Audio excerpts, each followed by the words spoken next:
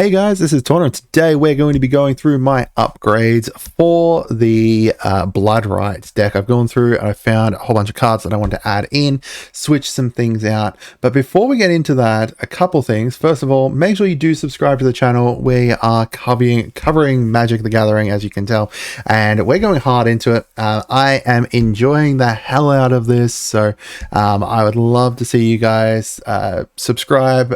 We're getting a whole bunch of views every day, but not too many subscribers, so that's the only reason I'm reminding you, in case you blank out on something. So Blood Rites is obviously the new vampire precon from Ixalan. The main kind of commander that we're going to have here is Cleveleno. I'm very bad at pronouncing this name. I think it's Spanish. He's the kind of face commander there. However, we're not going to be using him because I personally think that Carmen Cruel Sky Marcher is just so much better. So she's going to make it that whenever we sacrifice a permanent, we're going to get a +1/+1 onto her, and we're going to also gain a mana. Whenever she attacks, she's going to return one permanent card from mana value less than or equal to her power from the graveyard to the battlefield. So personally, I'm a huge fan of her. I think that she's going to be bonkers strong. I think she's going to be really helpful. Now, another thing I will say in here is that I did not fix the mana or anything. I do think that the mana needs fixing. I got rid of one swamp because I thought like 36 lands, but I just didn't go through and kind of fix the mana up here. There's a lot of kind of area to improve in here, so maybe in another video I'll go through and do that if you guys are interested in it. So the cards I've gone through and added. So the first one here I added was Rite of Oblivion. So this is going to allow us to exile a target non-land permanent, but at the cost of sacrificing a non-land permanent ourselves. Now you can imagine why this is great, because we want to be sacrificing anything anyway, so I'm pretty happy to sacrifice stuff. The flashback cost isn't too bad for later on. It's not great, but it's still there. But just being able to exile something with this is going to be useful, I think, in my opinion, especially because, it kind of goes into our aristocrats. It allows us to get rid of something, but, and relatively cheap, considering all we need to do is sacrifice something. Next thing I added in was Fungal Fortitude. I think this is a great kind of quick enchantment that we can chuck onto something. So that way, worst case scenario, it dies, then we can bring it back. It also is going to play into our Carmen here because, it's going to be buffing up Carmen's powers to start with, as well as if they happen to have some kind of removal, it's going to allow us to be able to bring her back onto the battlefield tapped after she dies, which isn't too bad. We can also use it onto like a something that we're going to end up sacking later on, or like a big unit that we think is going to die potentially. It just gives us a lot of really cool options there. All right, we've got Legion's Landing here. So this is an enchantment that is going to create a 1/1 white vampire token when it comes in. However, then when we attack with 3 or more creatures, it's going to transform into giving us a land that is going to give us white mana, which is great, as well as the option of creating more white vampire tokens with lifelink. I think personally this is a great land, as well as a decent enchantment for being able to chuck this up here and being able to, transform it pretty easily with 3 or more creatures. We're going to have a lot of vampires out there, so, being able to transform this is going to be good. We've got Sanguine Blood. I mean, I shouldn't really have to explain how this exactly works into our deck, but between Sanguine Bond, where whenever you gain life, a target loses that life. When we combine it in with with Exquisite Blood, whenever an opponent loses life, you gain that much life. It's going to make it so that it's just going to cause a infinite loop of us winning. I don't personally like infinite loops, but if you've got Sanguine Bond out, then don't play the other one. And if you've got the other one out, then don't play Sanguine Bond. That's my thoughts at least. But, you've got that option there if you wanted to go that way and have the infinite loop in there. The cards, kind of dropped it down a bit. It's not too bad, especially, the Enchanting Tales one, which I love the art of. We've got the Tarion Soul Cleaver here. So I put this one in here.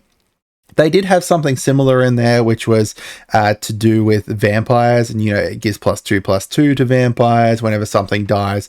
This one here, though, is going to make it so that whenever another artifact or creature is put it from a graveyard onto the battlefield, which we're going to be doing constantly with Carmen, it's going to put a +1/+1 onto her. So when we use this with Carmen to be able to bring something back constantly, we're going to be able to put a +1/+1 onto her constantly, as well as give her vigilance constantly. We've got Skull Clamp here to chuck onto our weak things, so that way when they die, we're going to get that draw and cards and everything like that. It's going to be, you know, given the fact that we've got a whole bunch of tokens out there, and we're going to be able to use those for that. We've got the new Vito, Fanatic of Alcatraz. So this is going to be whenever we sacrifice a permanent, we're going to gain 2 life. If it's a second time, each opponent's going to lose 2 life. And if it's the third time, we get to create a token. So, you know, if we've got a whole bunch of stuff out there that we're sacking and stuff like that, we can kind of cycle up or, you know, save up so we can do 3 at a time and then get the 4/3 white-black demon out here. We've got Vito's Inquisitor here, which is going to make it so that we're going to be able to sacrifice something to put a +1/+1 onto it. And then she's also going to gain menace until the end of turn. We've got the Acolyte of Alcatraz, which is going to make it so we sacrifice another creature or artifact, and then each opponent's going to lose 1 life and we gain 1 life. Glorifier of Suffering, when it enters the battlefield, we can sacrifice another creature or artifact, and if we do, we can put +1/+1s out, which is nice. We've got Sorin the Mirthless. So I replaced the Sorin that was in the deck with Sorin the Mirthless because I think that it suits better. Being able to look at the top card, we can potentially play it. You know, we have to pay life based on its value, based on its mana value. However, we can then, if it's not something that we want to, you know, pay for, then we can put it back, or we can create, you know, the vampires here, which is nice. And then this part here, dealing 13 damage to any target and gaining the life, not too bad for a -7. We've got Vampire Nocturnus here, which is going to be able to allow us to play. This is really interesting. So play with the top card of your library revealed. If it's a black card, then him and all our other vampires are going to gain +2/+1 and have flying. Now, we've got a few flying vampires in here already, but, you know, we also have a fair few not flying vampires. So this is going to allow us to get a lot of vampires out there, and, you know, vampires have lifelink and stuff too, so we're going to be able to have a lot of lifelink, flying vampires dealing decent damage. We've got Edgar Charmed Groom here. So he's going to give our other vampires +1/+1. When he dies, he's going to return to the battlefield transformed, which is going to be this part, which is going to then every upkeep create a 1/1 white-black vampire creature token and put a bloodline counter on it. So if there's then 3 bloodline counters, it's going to flip back over. This is a really nice card to kind of perpetually keep a card onto the field, and then, you know, be able to make a whole bunch of vampire tokens out there as well. We've got Vito, Thorn of the Duskrow. So this is another one that is going to synergize well with our Sanguine Bond here, making it so that, you know, whenever you gain life, we're going to then be out, sorry, not with the Sanguine Bond, with the Exquisite Blood. Whenever we gain life, target opponent loses that much life. And then we have the option of being able to give all our guys lifelink too, which is really, really nice. We've got Teysa Karlov here. So she is our not vampire. So we've got a lot of vampires out there, but this is going to make it so that we have a lot of really nice stuff. So all our creature tokens are going to have vigilance and lifelink, and then it's also going to make it so that anytime we trigger an ability with something dying, then we're going to be able to trigger an additional time. Goes well with Carmen here. So we're going to get +2/+2 with her and then gain a life, which is nice. I'm honestly was very tempted to just chuck a roaming throne in there to give a whole bunch of our triggered additional goes, and then a vampire roaming throne sounds hilarious. Maybe, you know, if you have room for it, you can definitely chuck him in there. We've got Amalia. This is a very interesting card. She's going to explore for us, so she's going to be able to get us some lands out, and then if she doesn't get lands, then she's going to put that +1/+1 onto her, and then she's going to destroy all other creatures if she gets to 20 power. So she's going to be like a secondary weakening condition there, kind of sitting up, kind of ticking away, slowly building up, potentially kind of sucking removal, and then because of that removal, she's then going to have that pay 3 life that people are going to have to use. And then finally, I've got Feed the Swarm here. Destroy a target creature and enchantment an opponent controls. So I was considering like adding in another removal, so I went with this one. I like the idea of that one. So the things I removed were the Blade of the Blood Chief here, which is going to give the +1/+1 when something dies. We've got the Bloodline Necromancer. I like it, but it's also very costly to just bring something back.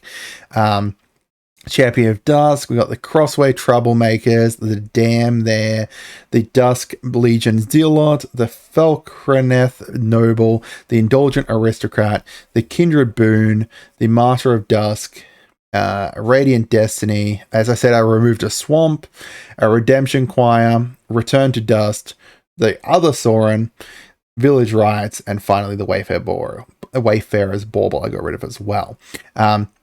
So I wanted to kind of I was kind of tossing up if I wanted to go just heavily into aristocrats or if I wanted to go keep the vampire theming. I kept the vampire theming here.